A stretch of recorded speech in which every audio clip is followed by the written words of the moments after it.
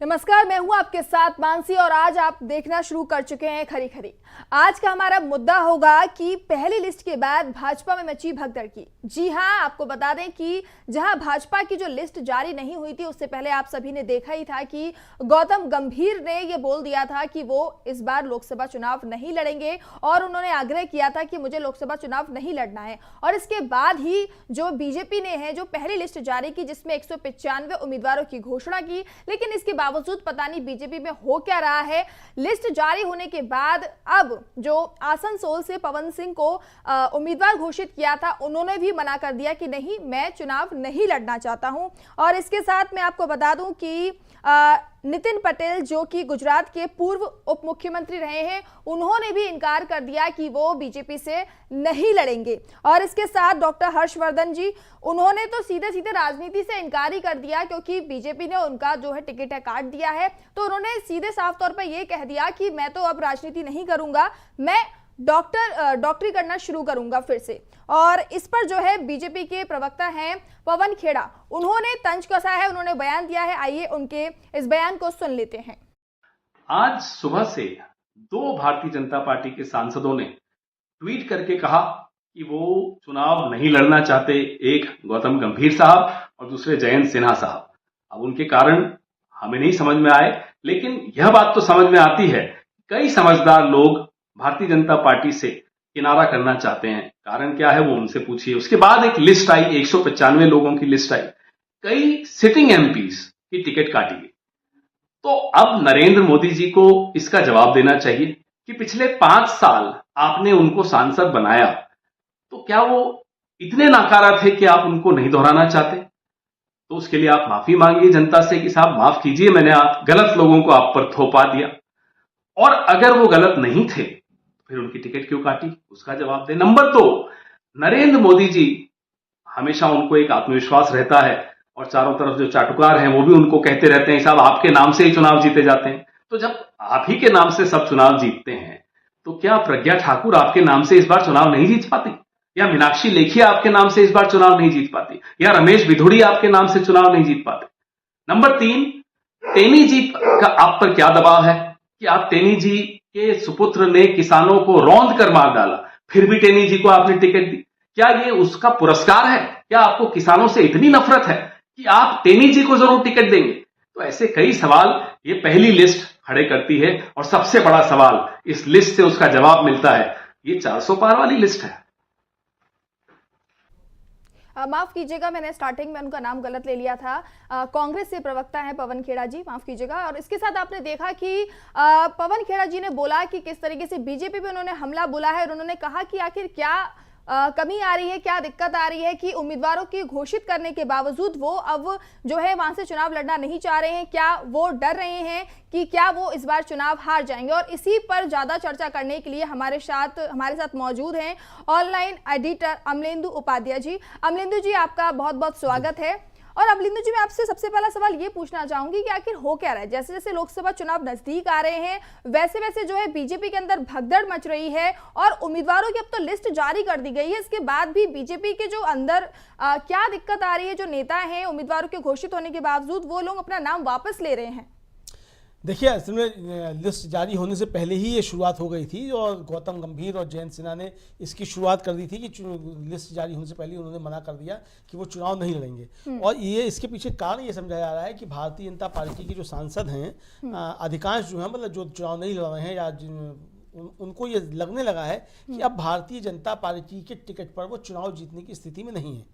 जयंत सिन्हा जो है वो एक बड़ी एक कंपनी में पहले थे, कार्यरत थे और वहाँ से छोड़ करके राजनीति में आए थे और उनको लगता है कि अब भारतीय जनता पार्टी की राजनीति करना जो है वो अब खतरे से खाली नहीं है, क्योंकि भारतीय जनता पार्टी सरकार नहीं बना पाएगी और उसके बाद फिर बहुत सी चीज़ें उठना शुरू हो जाएंगी। तो वो जो है वो उन्होंने इसलिए लड़ना इनकार कर दिया भारतीय जनता पार्टी से और फिर वो कहने लगे कि पर्यावरण की रक्षा करना चाहते हैं, पर्यावरण की रक्षा का उन्होंने नाम ले दिया। उधर गौतम गंभीर जो है वो कहने लगे मुझे क्रिकेट पर ध्यान देना है, हालांकि वो क्रिकेट से संन्यास ले चुके हैं। तो अब क्रिकेट में उनको क्या ध्यान देना है, क्रिकेट के लिए उन्हें क्या करना है, ये तो गौतम गंभीर जाने। लेकिन जो असल मसला है वो असल मसला यही है कि गौतम गंभीर को भी लगने लगा कि इंडिया गठबंधन का सीट शेयरिंग का फॉर्मूला होने के बाद और दिल्ली में आम आदमी पार्टी और कांग्रेस का गठबंधन होने के बाद ये घोषणा हो गई है कि वो मिलकर लड़ेंगे। अब गौतम गंभीर को वहाँ से चुनाव जीतना मुश्किल है, तो इसलिए गौतम गंभीर ने भी थी वो घोषणा कर दी। ऐसी तमाम लोग जो है जिनको लग रहा है कि वो चुनाव नहीं जीत सकते हैं, उन्होंने इस तरीके की घोषणाएं करना शुरू कर दी। तो पहली लिस्ट के बाद एक तो उस तरीके के लोग हैं जिनको ये लगा कि हम चुनाव नहीं जीत सकते, तो उन्होंने लड़ने से इनकार कर दिया पहले ही। कुछ ऐसे हैं कि जो घोषणा हो गई टिकटों की, उसके बाद उन्होंने इनकार कर दिया। जैसे उनमें पवन सिंह जो भोजपुरी के बड़े स्टार हैं, उनका नाम लिया जा सकता है, जो आसनसोल से उनको टिकट दिया गया था। आसनसोल से इस समय सांसद हैं शत्रुघ्न सिन्हा टीएमसी के टिकट पे, तो उन शत्रुघ्न सिन्हा के खिलाफ लड़ने के लिए उनको बोला गया था। तो मतलब उन्होंने तो 24 घंटा लिया इसको इनकार करने के लिए, यानी कि पवन सिंह ने काफ़ी कुछ सोच विचार किया होगा, और ये सोच विचार किया होगा कि इसके लाभ हानि क्या है, कि किस तरीके से भारतीय जनता पार्टी के चुनाव के टिकट पे चुनाव लड़ना ठीक भी है कि नहीं है।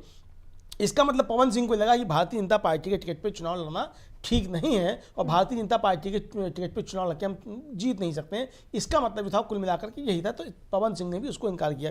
मुझे लगता है कि इन सब में जो है सबसे ज़्यादा भारतीय जनता पार्टी के लिए जो जग हंसाई वाली बात हुई वो पवन सिंह के घोषणा से हुई, चूँकि पवन सिंह को आप बड़ा स्टार समझ करके लाए थे कि भोजपुरी फिल्मों के बड़े स्टार हैं और वो आएंगे और शत्रुघ्न सिन्हा को मात दे देंगे। क्योंकि शत्रुघ्न सिन्हा का इस समय बुढ़ापा है, तो उनके सामने एक आप युवा स्टार को, जो है मौजूदा स्टार है, उसको आप लेकर के आएंगे तो उनको आप शिकस्त दे देंगे। लेकिन वो पवन सिंह ने जिस तरीके से घोषणा की और सोशल मीडिया पर घोषणा कर दी, मतलब नड्डा जी से मिलकर के आते हैं, अमित शाह से मिलकर के आते हो, कहते हैं कि मैं नहीं लड़ पाऊंगा, आप किसी को घोषणा दूसरे को कर दीजिए, या पार्टी जो थी ये कह देती कि भाई हमने इनका टिकट काट दिया, किसी को कर रहे हैं, तो अंदरूनी बात होती तो भारतीय जनता पार्टी की इज्जत बच जाती। पवन सिंह ने एक तरीके से कहा जाए भारतीय जनता पार्टी की इज्जत जो है वो सरेआम पूरे बाजार में उछाल दी है कि आपकी पार्टी इस लायक नहीं है कि मैं आपकी पार्टी से चुनाव लड़ सकूं। ये पवन सिंह ने जो भारतीय जनता पार्टी के साथ किया। ऐसी कई और लोग हैं जो इस तरीके की सब बातें कर रहे हैं, उनकी हम आगे चर्चा करेंगे किस तरीके से कौन कौन क्या क्या कह रहा है। इनमें कई नाम है, जैसे आपने नितिन पटेल का नाम लिया था। नितिन पटेल गुजरात के पूर्व उप मुख्यमंत्री हैं और एक समय में मोदी जी के बड़े खास समझे जाते थे और गुजरात के मुख्यमंत्री के दावेदार समझे जाते थे। तो उनको पहले तो गुजरात का मुख्यमंत्री नहीं बनाया गया था, तो उन्होंने सीने में पत्थर रख दिया था। फिर अब वो मेहसाणा से चाहते थे कि वो भारतीय जनता पार्टी के टिकट पे चुनाव लड़ें, लेकिन उन्होंने फिर जो है घोषणा कर दी कि मैं भारतीय जनता पार्टी के टिकट पे चुनाव नहीं लड़ूंगा। पार्टी वार्टी छोड़ने की कोई घोषणा नहीं की है, लेकिन उन्होंने चुनाव लड़ने से इनकार कर दिया है। तो नितिन पटेल का भी चुनाव लड़ने से इनकार करना ये साफ बताता है कि नितिन पटेल भी समझ रहे हैं कि अब चूंकि गुजरात में भी आम आदमी पार्टी और कांग्रेस का गठबंधन हो चुका है और वहाँ आम आदमी पार्टी कांग्रेस को जो नुकसान पहुँचाती थी, अब वो नुकसान भारतीय जनता पार्टी विरोधी वोटों का नहीं होगा, यानी भारतीय जनता पार्टी के विरोधी मत जो हैं वो एकजुट रहेंगे। तो इसलिए अब नितिन पटेल को भी लग रहा है कि ऐसा ना हो कि चलते चलते जो है भारतीय जनता पार्टी के टिकट पे लोकसभा का चुनाव लड़के भी जो है वो हार जाए। तो उन्होंने भी जो है संभावित हार को देखते हुए उन्होंने भी चुनाव लड़ने से इनकार कर दिया। ऐसे तमाम लोग जो हैं वो अब चुनाव लड़ने से इनकार करते आ रहे हैं। दूसरा एक जो बड़ी चीज़ हुई है मानसी जी, वो ये हुई है कि भारतीय जनता पार्टी ने रात के झोंके में जिस तरीके से सब ये टिकटों का बंटवारा किया, टिकट सीटों को फाइनल हुआ और सब रात में बड़ी मैराथन बैठक हुई, बताया गया। प्रधानमंत्री नरेंद्र मोदी भी पहुँचे और नड्डा जी भी पहुँचे, अमित शाह जी भी पहुँचे, योगी जी भी पहुँचे, शिवराज सिंह भी पहुँचे, तमाम लोग जो थे वो पहुँचे और रात के उसमें उन्होंने तैयार किए। लेकिन आप देखिए कि ये जो पर्ची निकालने का सिस्टम भारतीय जनता पार्टी में चला है, ये पर्ची जो है कुल मिलाकर के इसमें भारतीय जनता पार्टी को बहुत ज़्यादा नुकसान पहुंचा रही है। उस पर्ची का नतीजा ये हुआ कि आपने असम से अपने प्रत्याशी को घोषित किए, आप ये भूल गए कि असम में परिसीमन के बाद वो सीटें बदल चुकी हैं, वो सीटें हैं ही नहीं। आपने वहाँ जो प्रत्याशी घोषित कर दिए और जब इस पर सोशल मीडिया पे और राजनीतिक दलों ने इसका जब मजाक बनाया कि आपने सब बड़ी मेहनत करके जो थी वो लिस्ट जारी की और उस लिस्ट में आपने उन सीटों पर प्रत्याशी घोषित कर दिए जो सीटें मौजूद ही नहीं है, अस्तित्व में ही नहीं है, आपने उन पर कर दिया। तो फिर जो है कल जाकर के शाम को संशोधित लिस्ट जो थी वो असम की वो जारी की गई कि हमने जो कर दिया। और जबकि असम जो है वो छोटे अमित शाह कहलाते हैं, जो हिमंता बिस्वा शर्मा वो संभालते हैं। असम के वो मुख्यमंत्री हैं और पूरी भारतीय जनता पार्टी असम में उन्हीं के ऊपर निर्भर है। असम में क्या पूरे पूर्वोत्तर में उनके ऊपर निर्भर है भारतीय जनता पार्टी। तो आप इतनी बड़ी गलती जो है वो कर रहे हैं और दावा आप कर रहे हैं कि साहब आपने बहुत सोच समझ के 195 लोगों की पहली लिस्ट जो है वो आपने जारी कर दी है। तो ये जो कुल मिलाकर के जिस तरीके से सब चीज़ें आ रही हैं उससे ये साफ लग रहा है कि लोग अब भारतीय जनता पार्टी के टिकट पर चुनाव लड़ना नहीं चाहते हैं और जो लड़ाए भी जा रहे हैं उनको भी लगता है कि अब इससे जीत नहीं पाएंगे। तो भारतीय जनता पार्टी ने भी कई लोगों के टिकट काटे हैं। तो जैसा पवन खेड़ा सवाल कर रहे थे कि भाई आपने जिनके टिकट काटे हैं वो टिकट आपने किस आधार पर काटे हैं, तो कोई तो कारण होगा ना भाई, ये नाकारा थे, काम नहीं कर रहे थे, पार्टी की नीतियाँ नहीं मान रहे थे, क्या कारण था आखिर, या इनकी प्रधानमंत्री नरेंद्र मोदी में आस्था नहीं थी, ये सारे कारण अगर समझे जा सकते हैं, भाई किसी व्यक्ति को आप राजनीति से विदा कर रहे हैं, आप उसको टिकट नहीं दे रहे हैं, आपका मौजूदा सांसद है जिसने 5 साल आपका सदन में जो है काम किया है, अगर आप उसका टिकट काटें तो कोई ना कोई तो कारण होगा, या आपके पास उससे बेहतर उम्मीदवार है। तो अगर उससे बेहतर उम्मीदवार है तो ये उम्मीदवार फिर आपका किस तरीके से खराब था। इसका मतलब भारतीय जनता पार्टी ने स्वयं मान लिया कि 195 की लिस्ट में उसने जिन 34 लोगों के टिकट काटे वो सब या तो नाकारा थे, या उनसे गलती हुई, या उनसे कोई गलतियां हुई, हाँ। या उनका जनाधार नहीं बचा, या वो प्रधानमंत्री को आंख दिखा रहे हैं। इनमें से कोई ना कोई तो एक कारण होगा ना। बिल्कुल बिल्कुल। तो ये कुल मिलाकर के भारतीय जनता पार्टी में जिस तरीके से भगदड़ मच रही है, मुझे लगता है कि और जैसी घोषणा हो जाएगी चुनाव की, उसके बाद ये भगदड़ और तेज होगी। मानसी जी, अच्छा, जैसे कि अमलेंदु जी सवाल करना चाहूंगी कि एक तरीके से देख सकते हैं कि बिहार में जो है जो रैली चल रही है, जन विश्वास रैली तेजस्वी यादव की, तो उसमें जो जन सैलाब उमड़ रहा है लगातार, और जो उनका जन सैलाब था वो पीएम मोदी की हुई थी उससे एक दिन पहले, तो उसमें उतना जन सैलाब नहीं था। तो कहीं ना कहीं ये भी कह सकते हैं कि जो बीजेपी के जो कैंडिडेट हैं, जो उम्मीदवार उनको घोषित किया गया है, वो वापस जा रहे हैं। कहीं ऐसा तो नहीं है कि वो तेजस्वी यादव की जो जन सैलाब रैली में देख सकते हैं कि कितनी ज्यादा भीड़ उमड़ रही है, और वो समझ रहे हैं कि जनता अब इनके साथ में है, तो उनको लग रहा है कि भाई अभी से ही जो है रास्ता बदल लेते हैं, पीछे हट लेते हैं, क्योंकि हार का सामना करना पड़े इससे पहले हम खुद ही वॉकआउट हो जाते हैं। ये भी कारण है, चूंकि बिहार की में जो तेजस्वी यादव की जन विश्वास रैली निकली, उनकी यात्रा निकली, और उसके बाद उसका कल समापन हुआ पटना के गांधी मैदान में, ऐतिहासिक गांधी मैदान में, और उसको उन्होंने जन विश्वास महारैली का नाम दिया। उसमें इंडिया गठबंधन के कई बड़े नेता तो शामिल हुए, जिसमें सीताराम येचुरी हैं, जिसमें डी राजा हैं, जिसमें मल्लिकार्जुन खड़गे हैं, राहुल गांधी हैं, अखिलेश यादव हैं, ये सब लोग उसमें जो थे वो जाकर के शामिल हुए। और वहाँ से एक संदेश जो था गया, और जिस तरीके से वहाँ जुटान हुआ, जिस तरीके से भीड़ जुटी, और पूरी पटना की सड़कें जो थी वो पटी हुई थी लोगों से, मतलब जितने लोग मैदान में थे उससे ज़्यादा जो थे मैदान के बाहर थे। बताया जाता है कि 5 लाख की क्षमता पटना के ऐतिहासिक गांधी मैदान की, वो पूरा भरा हुआ था। आसपास के छतों पर, पेड़ों पर लोग थे, जो टॉवर लगाए गए थे लाउड स्पीकर्स वगैरह के लिए, उन पर भी लोग थे। और अखिलेश यादव ने कहा कि मैं रास्ते भर आया, रास्ते भर मुझको जो है लोग वो सड़कों पर दिखाई दिए, यानी कि जो मैदान में नहीं पहुंच सकते थे वो मैदान के बाहर जो थे वो सड़कों पर थे, और जगह दूर दूर तक उसकी व्यवस्था की गई थी कि वहाँ की आवाज़ पहुंचे, तो लोग वहाँ सड़कों पर भी होकर के सुन रहे थे। यानी कि इतना जबरदस्त रैला एक तरीके से जो वहां हुआ पटना में, उससे भारतीय जनता पार्टी के लोगों को एक और संदेश गया है कि भाई स्थिति अब खराब हो रही है और इंडिया गठबंधन मजबूती के साथ उठ रहा है। और जिस तरीके से राहुल गांधी ने भी कहा था कि यहां से जो बिहार से जो बदलाव का संकेत होता है और बिहार से जो आवाज़ उठती है वो पूरे देश में जाती है। सीताराम येचुरी ने भी कल ही उस रैली में कहा कि पाटलिपुत्र से जब कोई आवाज़ उठती है तो इंद्रप्रस्थ का आसन डोल जाता है। तो यानी इंद्रप्रस्थ मतलब दिल्ली, केंद्र सरकार जो वो हिलती है, और ये ऐतिहासिक तथ्य हैं। मतलब उन्होंने पाटलिपुत्र और इंद्रप्रस्थ का जो जिक्र किया वो इतिहास से उन्होंने उन चीज़ों को उठाया, और वो इतिहास ये चीज़ हम लोग देखते आ रहे हैं कि बिहार से अगर कोई बदलाव की बयार उठती है तो वो देश की राजनीति बदलती है। वो चाहे वो इतिहास में आज़ादी से पहले की घटनाएं रही हों, ईसा पूर्व की घटनाएं रही हों, ईसा बाद की घटनाएं रही हों, और इतिहास मतलब आज़ादी के बाद भी जिस तरीके से मतलब गांधी जी का आंदोलन भी अगर आप कहा जाए वो चंपारण से ही एक तरीके से शुरू हुआ। नील की खेती के विरुद्ध गांधी जी का जो आंदोलन था, चंपारण आंदोलन जो कहा जाता, मतलब पहला एक तरीके से कहा जाए वो आंदोलन गांधी जी का वहीं से था। वहीं से उनका जो था वो ना माफ़ी मांगूंगा और ना हटूंगा, जो एक तरीके से उनको दृढ़ प्रतिज्ञा महात्मा गांधी की रही, वो चंपारण ही जो है वहाँ से उसकी एक तरीके से शुरुआत समझी जाती है। उसके बाद जेपी का आंदोलन इसी पटना के गांधी मैदान से जेपी ने हुंकार भरी थी। 5 जून का उनका 1974 का भाषण बहुत ज़बरदस्त समझा जाता है वहाँ से, और पूरे देश भर में फिर जो थी वो आंधी एक तरीके से बनी, और फिर इंदिरा गांधी को उसमें। अमलेंदु जी, इसी बात पर मैं ये कहना चाहूँगी, अभी आपने बोला कि जो बिहार है, बिहार से कह सकते हैं कि दिल्ली की गद्दी भी हिल जाती है बिहार की राजनीति से। तो देखा जाए कि जब से एनडीए में नीतीश कुमार जो है शामिल हुए हैं, तभी से देखा जा रहा है कि बीजेपी में जो है आपस में भगदड़ मची हुई है, और उनकी जो अंतर्कलह निकलकर सामने आ रही है। और तो कहीं ना कहीं ये कह सकते हैं कि बीजेपी ने जो दांव खेला था कि नीतीश कुमार को अपने पाले में लेकर वो अपना जो है जन समर्थन और जो है जुटा पाएंगे, अच्छे से लोकसभा चुनाव अच्छे से जीत पाएंगे। लेकिन यहाँ तो लोकसभा चुनाव से पहले बीजेपी के लिए ये दांव तो उल्टा पड़ता जा रहा है, क्योंकि उनकी पार्टी के लोग जो है अब वो पार्टी छोड़ रहे हैं। देखिए, निश्चित तौर पे उनकी पार्टी के लोग छोड़ रहे हैं, और बिहार में क्या मतलब तमाम जगह भारतीय जनता पार्टी के लिए ये संकट पैदा हो रहे हैं। बिहार में तो खास तौर से हो गया, मतलब भारतीय जनता पार्टी ने सोचा ये था कि नीतीश कुमार आएंगे और उससे कुछ भारतीय जनता पार्टी को फायदा होगा। फिर जो 39 सीटें 2019 के लोकसभा चुनाव में उनको बिहार से मिल गई थी गठबंधन को, उस तरीके का कोई करिश्मा दिखा पाएंगे। लेकिन हो उल्टा रहा है, नीतीश कुमार के आने से भारतीय जनता पार्टी को उल्टा नुकसान हो रहा है। एक तो भारतीय जनता पार्टी के वो सहयोगी जो नीतीश कुमार को भारतीय जनता पार्टी का साथ छोड़ने के बाद भी भारतीय जनता पार्टी के साथ रहे, उनके अंदर जो है शंकाएं बढ़ गई हैं नीतीश कुमार को लेकर, भारतीय जनता पार्टी को लेकर के, तो वहां एक विद्रोह की स्थिति पैदा हो रही है। दूसरा, भारतीय जनता पार्टी ने अपने ही सहयोगियों के अंदर जो फूट डालने की रणनीति पर काम किया, वो भी भारतीय जनता पार्टी के लिए संकट बन रहा है। बिहार में ही आपने एलजेपी के 2 टुकड़े करा दिए भारतीय जनता पार्टी ने। चाचा सारे सांसदों को लेकर के चले गए अलग पार्टी बना करके, और चिराग पासवान जो थे वो अकेले रह गए अलग पार्टी लेकर के। अब जो प्रधानमंत्री नरेंद्र मोदी की रैली हुई उसमें ना तो चिराग पासवान मौजूद थे, ना उपेंद्र कुशवाहा मौजूद थे, जो कि आपके घटक दल के लोग हैं, जबकि एलजेपी के दूसरे जो घटक दल गुट के नेता हैं पशुपतिनाथ पारस, उनके चाचा यानी चिराग पासवान के, वो उस रैली में मौजूद थे। तो यानी विभाजन की लकीर जो थे वो भारतीय जनता पार्टी के अंदर वो एक तरह से शुरू हुई। और ये जो भारतीय जनता पार्टी रणनीति कर रही है, मतलब सिर्फ बिहार का मसला नहीं है, और जगहों पर भी इस तरह की चीज़ें हो रही हैं। अब जैसे बलिया है, वहाँ से बीरेन सिंह मस्त जो हैं वो भारतीय जनता पार्टी के सांसद हैं।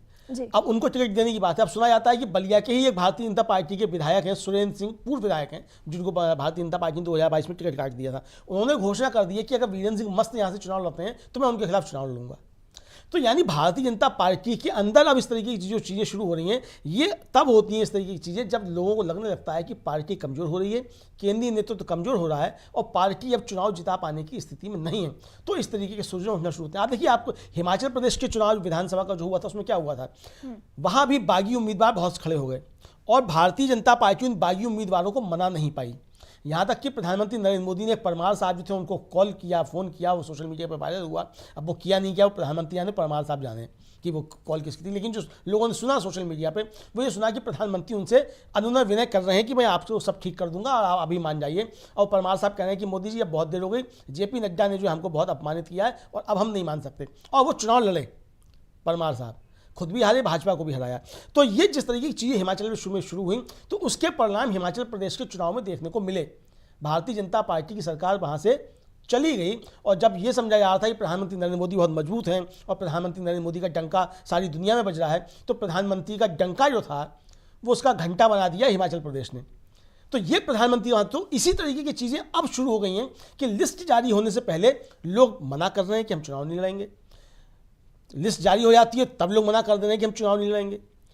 बहुत से लोग कह रहे हैं कि ये फलां अगर लड़ेगा तो मैं चुनाव लूंगा। इसी तरीके से एक अजय विश्नोई जो है, एक एमएलए है पाटन के, मध्य प्रदेश के, उन्होंने जो है ट्वीट किया कि मैं चंडीगढ़ में भर्ती हूँ और चंडीगढ़ में भर्ती और वहाँ से जिन सज्जन को दिया गया, कोई दुबे जी हैं, उनको टिकट दिया गया है और वो अगर वो टिकट दिया गया उनको, तो उन्होंने भारतीय जनता पार्टी का ये रही है कि भाजपा ने आशीष दुबे जी को लोकसभा का उम्मीदवार बनाया है, पार्टी के निर्णय का स्वागत है। हमें भूलना होगा कि हमारे चुनाव में आशीष जी ने पार्टी के विरोध में काम किया था, भाजपा को जिताना ही हमारा लक्ष्य होगा। मैं चंडीगढ़ के एक अस्पताल में भर्ती हूँ, आज मेरा एक ऑपरेशन हुआ है, जल्दी ही स्वस्थ होकर चुनाव मैदान में आऊंगा।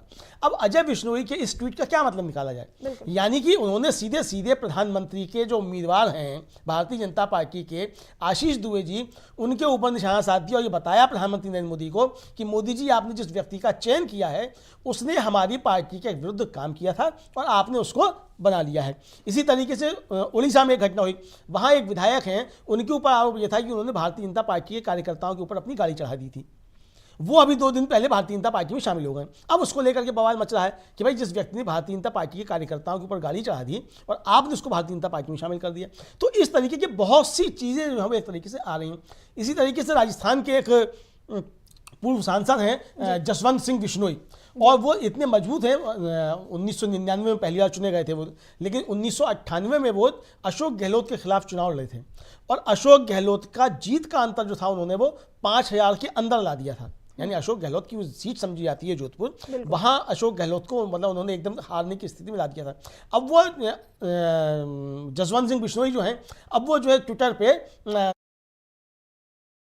क्या कह रहे हैं, वो कह रहे हैं कि कौन सुनेगा किसको सुनाए, इसलिए चुप रहते हैं, हमसे अपने रूठ ना जाए इसलिए चुप रहते हैं।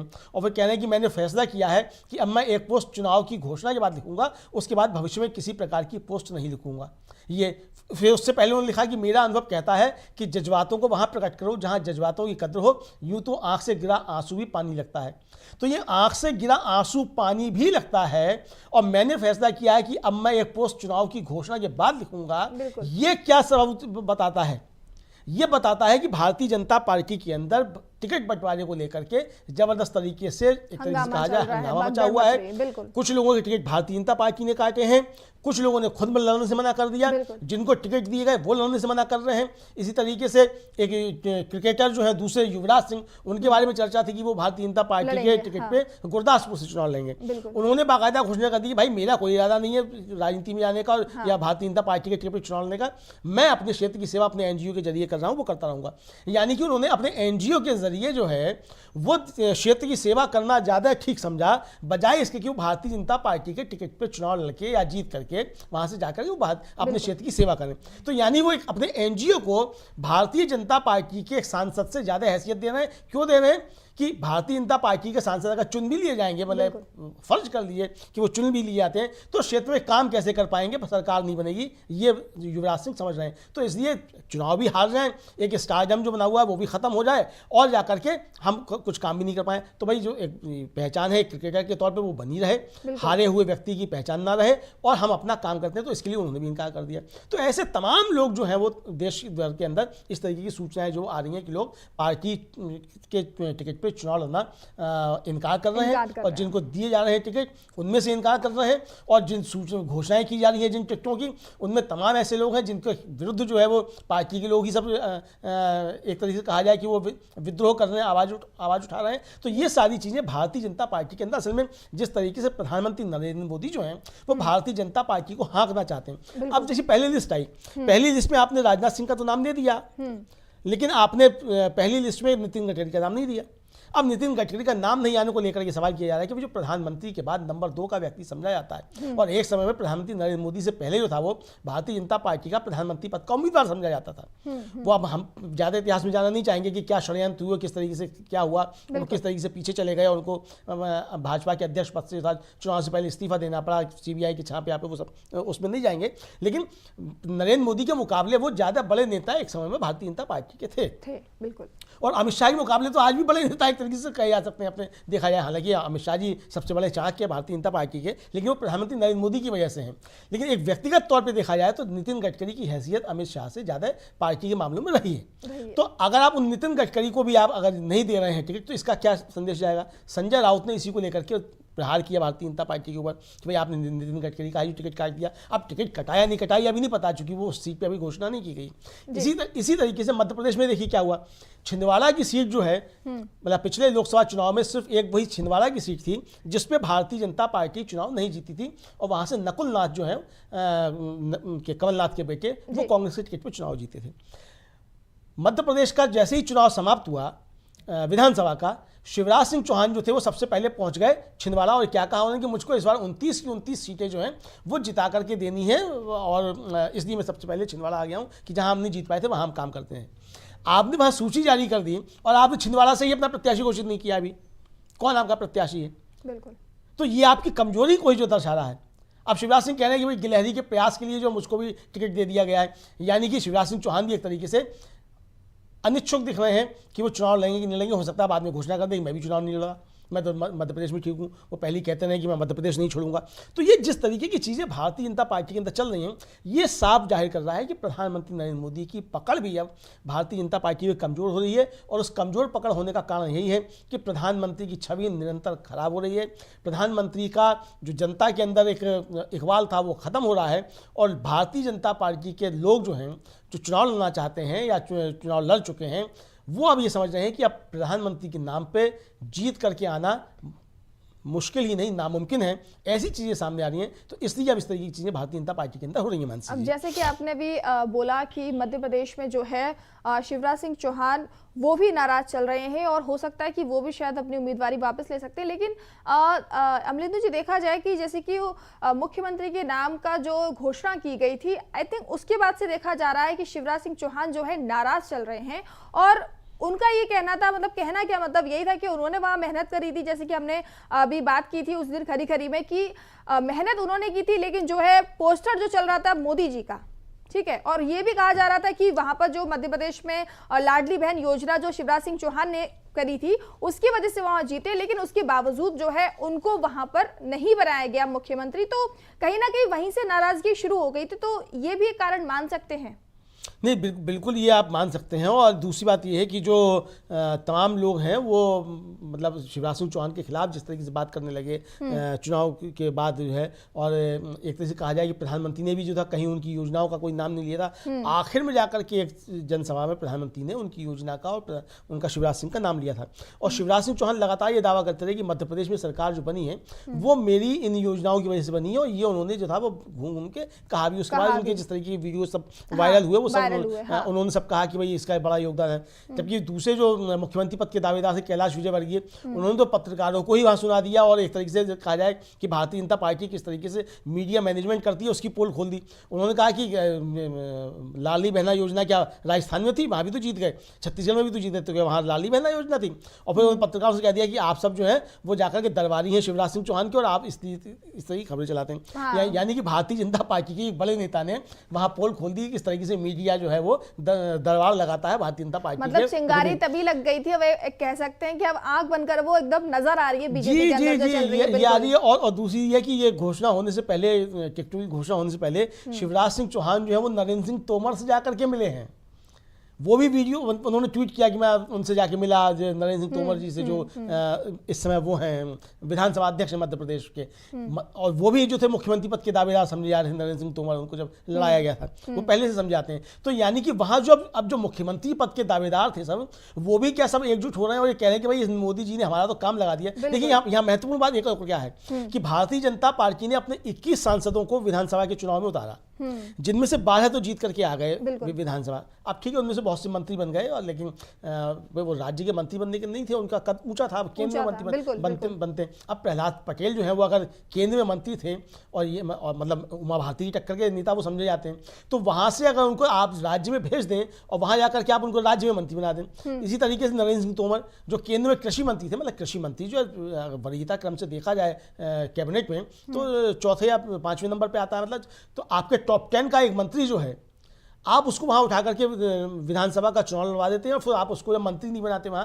मुख्यमंत्री नहीं बनाते, आप उसको विधानसभा का अध्यक्ष बना देते हैं। तो ये सब उन लोगों के दिलों के अंदर जो कहा जाए कि जो मुख्यमंत्री पद के दावेदार थे सब भारतीय जनता पार्टी के, उन सबके अंदर ये मोदी जी जो शूल बोए हैं, ये शूल जो है उनके दिल के अंदर उठ रहे हैं, और उनसे जो है रक्त जो है वो एक तरीके से कहा जाए वो बह रहा है। तो उस जो रक्त बह रहा है उनके हृदय से, उसकी लोकसभा चुनाव मतलब विधानसभा चुनाव में ही वो कह सकते हैं कि लग गई थी चिंगारी, वो आग दिखाई दे रही है। वो अब दिखाई दे रही है, और जैसी चुनाव की घोषणा हो जाएगी उसके बाद और जबरदस्त तरीके से होगी, क्योंकि तब एजेंसियों के काम करने पर रोक लग जाएगी, मोदी जी की पकड़ थोड़ी और ढीली हो जाएगी, लोग चुनाव में चले जाएंगे, फिर आप पूरे देश भर में कहां किस किस को मनाते रहेंगे, लोग जगह जगह बगावत करना शुरू कर देंगे। तो ये सारी चीजें उठ के खड़ी हो जाएंगी। दूसरा 2019 का जो लोकसभा चुनाव था उसमें विपक्ष जो था वो बिखरा हुआ था, बिल्कुल, और इस बार जो है विपक्ष एकजुट है, और तमाम राज्यों में सीधी सीधी टक्कर जो है वो भारतीय जनता पार्टी को दे रहा है। खासतौर से उन राज्यों में जहां भारतीय जनता पार्टी बड़े मत के साथ जीत करके आई थी, हिंदी पट्टी जिसे कहा जाता है, उस हिंदी पट्टी में ही अब भारतीय जनता पार्टी के लिए बड़ी चुनौती है। भाई बिहार से आप 39 की 39 सीटें ले आए थे,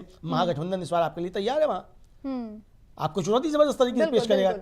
इसी तरीके से उत्तर प्रदेश में सपा बसपा का गठबंधन था, कांग्रेस लड़ रही थी, उसका नुकसान हुआ सपा बसपा को, इस तरह का जाए मोदी जी को फायदा हुआ भारतीय जनता पार्टी को।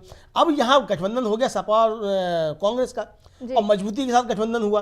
सपा और बसपा एक दूसरे को अपने वोट ट्रांसफर नहीं करा पाए थे, सपा ने तो अपना वोट ट्रांसफर करा दिया था, लेकिन बसपा का वोट सपा को ट्रांसफर नहीं हुआ था। यहाँ भी ये कोई स्थिति नहीं है, और हो सकता है कि बसपा भी इसमें शामिल हो जाए इस गठबंधन में आकर के चुनाव की घोषणा होते ही। तो ये जिस तरीके की सब परिस्थितियां बन रही हैं, तो ये भारतीय जनता पार्टी के लिए काफी ज्यादा परेशानी पैदा करने वाली है। और दूसरी बात ये कि भारतीय जनता पार्टी ने चुनावों को इतना महंगा कर दिया है कि भारतीय जनता पार्टी के टिकट पर अगर कोई चुनाव लड़ना भी चाहे और अगर उसको जीत की गारंटी नहीं हो, तो वो अपने करोड़ों रुपया खर्च क्यों करना चाहेगा, ये भी एक बड़ी कारण है। और ये भी पता नहीं है कि उनको वो जो चीज चाहिए वो चीज उनको मिले या ना मिले। जैसे कि विधानसभा चुनाव में उन्होंने इतनी मेहनत करी, लेकिन उसके बावजूद भी कहते हैं ना कि मलाई किसी और को ही मिल गई। हाँ, यही मतलब किसी और को मिल गई, मेहनत भी करें वो, और मालूम पड़ा कि आप एंड टाइम पे पर्ची निकाल के किसी और को टिकट दे दें। तो अब जैसे कि पर्चियां निकल नहीं, आपने पर्ची निकाली और पर्ची में आप ये भूल गए कि आपको किस सीट पे क्या देना है, और आपने 11 प्रत्याशी ऐसी सीट मतलब ऐसे घोषित कर दिए जहां वो सीटें ही नहीं है। तो ये जिस तरह की चीज हो रही है, तो ये अब समझ में आने लगा कि भारतीय जनता पार्टी का का जो मैकेनिज्म है काम करने का वो प्रधानमंत्री नरेंद्र मोदी करते हैं। और चूंकि उनके सारे फैसले रात में होते हैं तो रात में झपकी जोर की आती है, तो प्रधानमंत्री को झपकी आना शुरू हो गई। चूंकि बेचारे 18 घंटे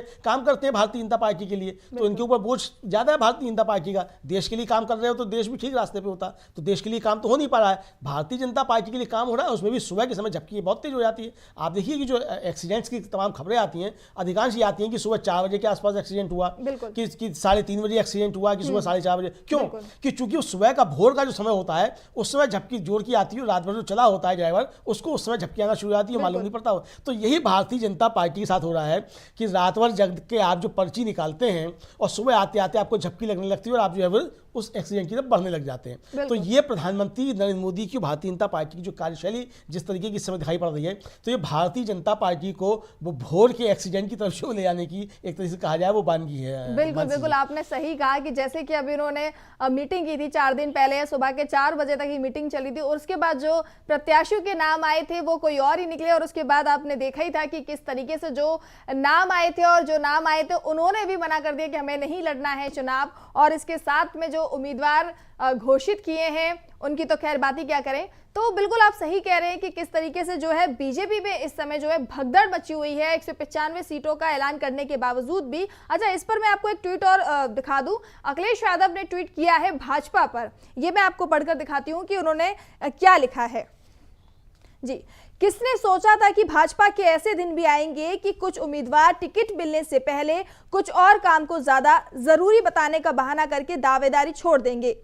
कोई खेल को राजनीति से अधिक गंभीर मानकर बाहर जाने की बात करेगा, कोई पर्यावरण के बहाने पतझड़ी भाजपा से बाहर निकलने के लिए प्रार्थना पत्र लिखेगा, कोई टिकट कटने पर संन्यास लेने का ऐलान कर देगा, कोई टिकट मिलने के बाद भी दूर से ही सोशल मीडिया पर अपने व्यक्तिगत कारणों से टिकट को ठुकरा देगा। भाजपा एक दल के रूप में इतनी कमजोर कभी नहीं थी। अब तो जनता के अलावा भाजपा वाले भी खुद ही कह रहे हैं नहीं चाहिए भाजपा। तो आपने देखा कि इस ट्वीट के जरिए अखिलेश यादव ने वो सारे नाम, वो सारे लोगों के बारे में बता दिया कि जिन लोगों ने लोकसभा चुनाव के लिए लड़ने के लिए मना कर दिया है, जिसमें उन्होंने सबके एग्जाम्पल दे दिए, गौतम गंभीर का भी दे दिया और जयंत सिन्हा का भी दे दिया। सभी के बारे में उन्होंने इशारों में बता दिया कि अब तो भाजपा के लोग ही खुद लड़ना नहीं चाहते हैं भाजपा के साथ। देखिए, अखिलेश यादव ने जो ट्वीट किया, मतलब उसमें जो जबरदस्त उन्होंने जो प्रहार किया है वो क्या किया है कि इतनी कमजोर भाजपा कभी नहीं थी। और ये बात सही है, भाजपा एक पार्टी के तौर पे इतनी कमजोर कभी नहीं थी। प्रधानमंत्री भले ही भारतीय जनता पार्टी के अंदर एक अकेले सब पे भारी हो, लेकिन पार्टी के तौर पे भारतीय जनता पार्टी बहुत ज्यादा कमजोर पार्टी इस समय, क्योंकि भारतीय जनता पार्टी अब कोई पार्टी रह नहीं गई है। पार्टी के तौर पर एक जो सामूहिक निर्णय होते हैं वो भारतीय जनता पार्टी में दिखाई नहीं पड़ते। और दूसरी बात ये कि कार्यकर्ताओं की कद्र भारतीय जनता पार्टी में नहीं रही, जो कि भारतीय जनता पार्टी की तरीके से कहा जाए यूएसपी होती थी कि भाई वहाँ कार्यकर्ताओं की कद्र होती है, कार्यकर्ताओं से वहाँ जो है बात की जाती है, उनकी सुनी जाती है। आज भारतीय जनता पार्टी का कार्यकर्ता अपने को असहाय महसूस करता है कि वो अपनी बात कहे तो कहे किससे, अपने सांसदों से नहीं कह सकता, सांसद जो है वो मंत्रियों से नहीं कह सकते, मंत्री जो प्रधानमंत्री से नहीं मिल सकते। मतलब कितने मंत्री ऐसे होंगे कैबिनेट के जिनकी कैबिनेट मीटिंगों के अलावा प्रधानमंत्री से नरेंद्र मोदी की से पिछले 5 सालों में कोई मुलाकात हुई हो, मतलब उनके क्षेत्र में कोई कार्यक्रम हो, प्रधानमंत्री फीता काटने का हो, वहां मुलाकात हो गई हो तो हो गई हो, बाकी अकेले में जाकर के उस मंत्री की कभी प्रधानमंत्री से कोई मुलाकात हुई हो, बड़े 2-3 मंत्रियों की बात छोड़ दें, तो ऐसा अभी तक देखने में नहीं आया। यहाँ तक कि जो गृहमंत्री राजनाथ सिंह हैं, वो रक्षा मंत्री राजनाथ सिंह हैं, उनकी भी इस तरह की कोई खबरें नहीं आई कि आज उन्होंने जाकर के प्रधानमंत्री के साथ जाकर के कोई शिष्टाचार की मुलाकात की। 10 सालों में इस तरह की कोई जो है वो जानकारी नहीं मिली है।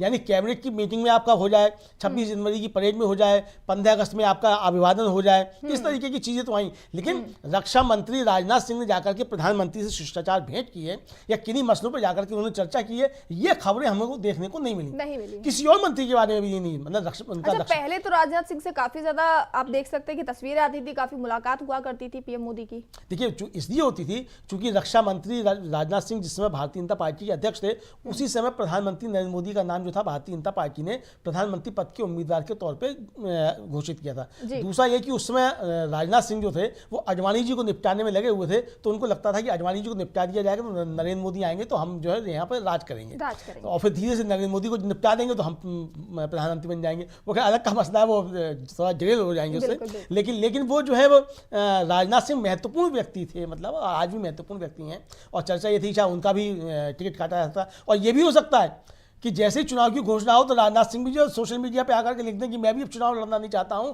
और अब मैं जो गांव में आकर के खेती करूंगा। तो ये भी चर्चाएं हैं कि किस तरीके से हो सकता है। तो ये बहुत सी चर्चाएं इस तरीके की जो चल रही हैं। तो ये कुल मिलाकर के मतलब प्रधानमंत्री का जो कार्य करने का तरीका है, वो कार्य करने का तरीका भारतीय जनता पार्टी के अंदर जो है वो एक तरीके से कहा जाए काफ़ी ज़्यादा अनरेस्ट पैदा कर रहा है। एक तरीके से भारतीय जनता पार्टी के लोगों के अंदर जो है वो निराशा और एक तरीके से विद्रोह जो है वो उसको पैदा कर रहा है। तो ये अब किस तरीके से चीज़ें आगे बढ़ती हैं और कितने लोग जो है वो भारतीय जनता पार्टी में प्रधानमंत्री की नीतियों के खिलाफ मुखर होकर के आगे आते हैं। देखिए, जो जैसे मैंने अभी बताया कि जो 34 सांसदों की जिनके टिकट काटे, तो आपने किस आधार पर टिकट काटे, ये अब सवाल उठने की भाई आपका कोई कारण रहा होगा ना, आपने जिनके टिकट काटे, आपने जिनके टिकट काटे हैं तो क्या वो नाकारा थे? बिल्कुल नाकारा नहीं थे तो क्या आपने क्यों चुने? या विद्रोह की स्थिति में आ गए थे, पार्टी लाइन के खिलाफ जा रहे थे? बिल्कुल आपको उनसे बेहतर प्रत्याशी मिल गया। अगर बेहतर मिला तो फिर ये कॉन्सेप्ट इनके अंदर क्या कमी थी? यानी कि आपने ये स्वयं स्वीकार कर लिया कि आपके 34 सांसद जो थे 195 में से, वो जो थे वो आपकी कसौटी पे खड़े नहीं होते। वो आपकी कसौटी चाहे जो भी नहीं हो, हम उस पर जाते ही नहीं कि आपकी कसौटी क्या थी, यानी कि आपकी कसौटी पे वो खड़े नहीं थे। तो इसका मतलब भारतीय जनता पार्टी ने इन 34 लोकसभा क्षेत्र के लोगों के साथ, मतदाताओं के साथ छल किया, जिनको आपने पहले चुनवा दिया। क्योंकि आप तो मोदी की गारंटी है, मोदी के नाम पे जीत करके आए थे। तो इस तरीके, तो अब भी क्या गारंटी है कि मोदी के नाम पर जो अगर कोई जीत के आता भी है तो वो इसी तरीके से इन 34 के तरीके से उस लिस्ट में शामिल नहीं हो जाएगा। तो ये भारतीय जनता पार्टी के अंदर जिस तरह की चीज़ें हो रही हैं, और जो 34 लोग जो हैं जाहिर सी बात है जिनके टिकट कटे हैं या जिन्होंने लड़ने से इनकार किया है या राजनीति छोड़ने की बातें की हैं, तो क्या ये भारतीय जनता पार्टी को उसी तरीके से चुनाव में मदद करेंगे? ये बड़े प्रश्न है। मुझे लगता है भारतीय जनता पार्टी को इन सारी चीज़ों पर आत्ममंथन करने की आवश्यकता पड़ेगी। और पहली लिस्ट जारी होने के बाद जिस तरीके से भाजपा में भगदड़ होती हुई दिखाई पड़ रही है, ये भगदड़ भारतीय जनता पार्टी को भारी पड़ने वाली है। और चुनाव की घोषणा के बाद तो ये भगदड़ और तेज हो जाएगी, मानसी जी।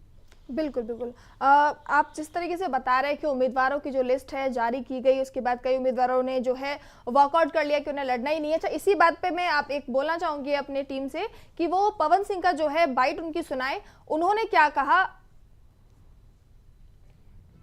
जी जी से हमारी बात हो गई, हमने अपनी बात रख दी है, आगे जो भी होगा अच्छा होगा। चुनाव लड़ेंगे, समय बताएगा, चुनाव लड़ेंगे, कुछ भी होगा हम आप लोगों से शेयर जरूर करेंगे। अभी थोड़ा होल्ड रखिए। क्या कारण रहा कि आपको वहाँ से हटना पड़ा? आपने जो गाने गए थे, बंगाल को लेकर गाने गए थे, उसका कारण रहा आपको हटना पड़ा? ठीक है, जवाब समय की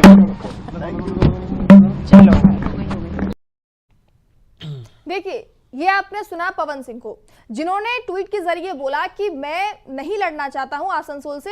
बीजेपी ने उन्हें वहां से उम्मीदवार घोषित किया था और उसके बाद उनका जो है बयान सामने आया है। भले ही बयान उन्होंने छोटा सा दिया है, लेकिन इस छोटे से बयान के कई मायने निकाले जा रहे हैं। क्योंकि एक तरफ तो वो मना कर रहे हैं ट्वीट करके कि मुझे नहीं लड़ना है मतलब लोकसभा चुनाव, और लेकिन जब उनकी बाइट सुनी जाती है, जब उनके बयान सुने जाते हैं मीडिया के सामने, तब वो बोलते हैं कि थोड़ा समय दीजिएगा, अभी मैं कुछ नहीं बोल सकता हूँ। इसका मतलब ये है कि वो बीजेपी के अलावा शायद किसी और पार्टी से भी लड़ सकते हैं। उनको ये लग रहा है कि बीजेपी कमजोर है, अब यहां जाना ठीक नहीं। क्योंकि उन्होंने जो बाइट दी है, भले ही थोड़ा ही बोला है, तो उसके कई मायने निकाले जा रहे हैं। क्योंकि उन्होंने साफ इनकार नहीं किया कि मैं कोई चुनाव लड़ूंगा ही नहीं। उन्होंने ये बोला कि मैं अभी इस पर कोई बात नहीं करना चाहता।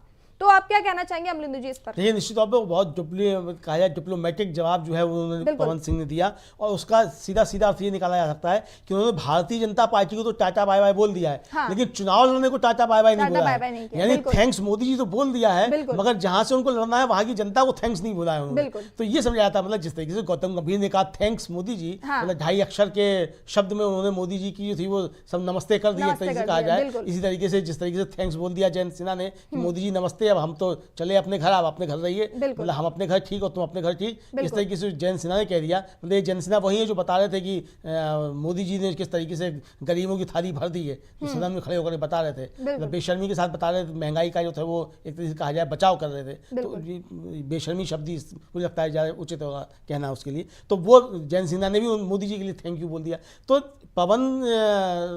पवन सिंह ने मोदी जी को तो थैंक यू बोला, मतलब भारतीय जनता पार्टी को थैंक यू बोल दिया है कि थैंक यू, हमारा आपका साथ यहीं तक था, लेकिन वो चुनाव नहीं लड़ेंगे ये उन्होंने घोषणा नहीं की है। कह रहे हैं थोड़ा इंतजार कीजिए, जो होगा वो सामने आएगा। यानी कि पवन सिंह कहीं और से चुनाव लड़ने की बात कर रहे हैं, किसी और दल से चुनाव लड़ सकते हैं। तो ये भी बताता है कि पवन सिंह को भी लग रहा है कि भारतीय जनता पार्टी के टिकट पे अब चुनाव लड़ना मतलब जीतना जो है वो संभव नहीं है। तो ये समझ में आने लगा, तो ये वैसा बहुत से लोगों को समझ में आने लगा होगा। तो फिर बात यही है कि भाई चुनाव में आदमी जाएगा, पैसा भी खर्च होगा, भारतीय जनता पार्टी मतलब पार्टी के तौर पर कितना खर्च करेगी वो अलग का मसला है, लेकिन उसको अपना भी करना होगा। तो इस तरह की चीज़ें उनके साथ जो है वो हो सकती हैं। तो ये अब भारतीय जनता पार्टी के अंदर अंदरूनी तौर पर बहुत ज़्यादा जो है वो एक भगदड़ का माहौल बन रहा है, और प्रधानमंत्री नरेंद्र मोदी इसको जितना रोकने की कोशिश करने चाहते हैं, मुझे लगता है उसमें शायद वो कामयाब हो नहीं पाएंगे आगे चल करके, क्योंकि वो उतना दिखाई दे रहा है साफ साफ इस तरीके से। और जैसा कि पवन सिंह ने मना कर दिया कि नहीं मैं नहीं लड़ना चाहूंगा, क्योंकि एक समय था कि बीजेपी में लोग शामिल होना चाह रहे थे, और क्योंकि एग्जाम्पल देख सकते हैं कि विधानसभा चुनाव हुए थे उसके बाद से जो है